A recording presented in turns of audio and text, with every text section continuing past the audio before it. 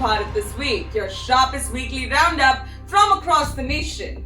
Before we begin, don't forget to like, share and subscribe. Let's begin. Nature struck first. Relentless monsoon rain submerged 1,400 villages in Punjab, while parts of Jammu, Himachal Pradesh and Uttarakhand remain waterlogged, with over many lives lost, farmlands devastated and thousands displaced. This is one of the season's worst climate calamities. Rescue teams remain deployed, but the scale of crisis raises urgent questions on flood management and climate resilience. While the North battled water, Delhi bet on silicon. Prime Minister Narendra Modi inaugurated Semicon India 2025, outlining India's bold leap into the global semiconductor race. Speaking on this occasion, PM Modi said oil was black gold. Chips are digital diamonds. India aims to produce world-class chips, tiny components that power everything from smartphones to satellites. The goal? To turn India into a semiconductor powerhouse in a $1 trillion global market. From vision to vigilance, as Mumbai prepared for Anant Chaturdashi, panic erupted. A caller claiming to be Lashkar-e-Jihadi warned of 34 human bombs and 400 kg of RDX hidden in vehicles across the city. Mumbai police acted swiftly, raising security to the highest level.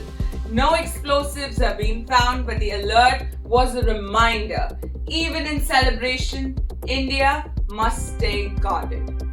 Relief came not from the skies but the center. The GST Council, chaired by FM Nirmala Sitharaman, announced sweeping rate cuts, especially for the middle class, farmers and small businesses. Life and health insurance now GST exempt. Delhi essentials and agricultural inputs.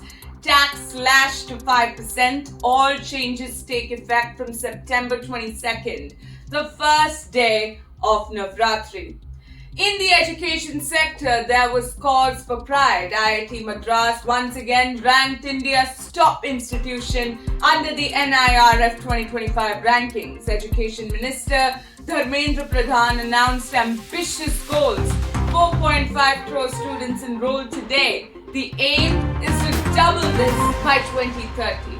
India now boasts 54 institutions in the QS Top 500, up from just 11 in 2014. A silent revolution in classrooms and a signal to the world.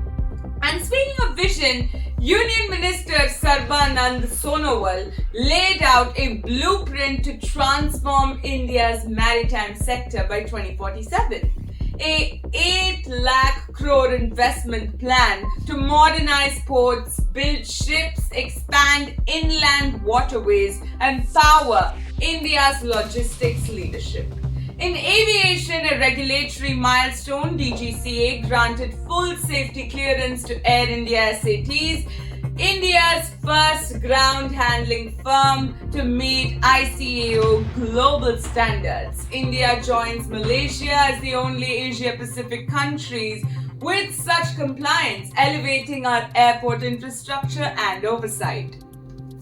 Finally, a moment of inspiration. Educate Girls, a non-profit working in rural India, has become the first Indian organization to win the Ramin Magsaysay Award, often called Asia's Nobel Prize. Educate Girl NGO has changed the future for lakhs of rural girls. Through community-led education campaigns, a historic honor, a proud moment for Bharat. From flooded fields to future-ready factories, from bomb scares to breakthrough reforms, Bharat didn't just endure, it evolved.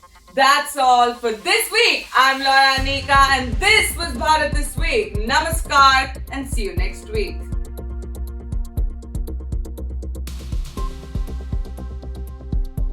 That is all for this episode of Bharat This Week. See you next time.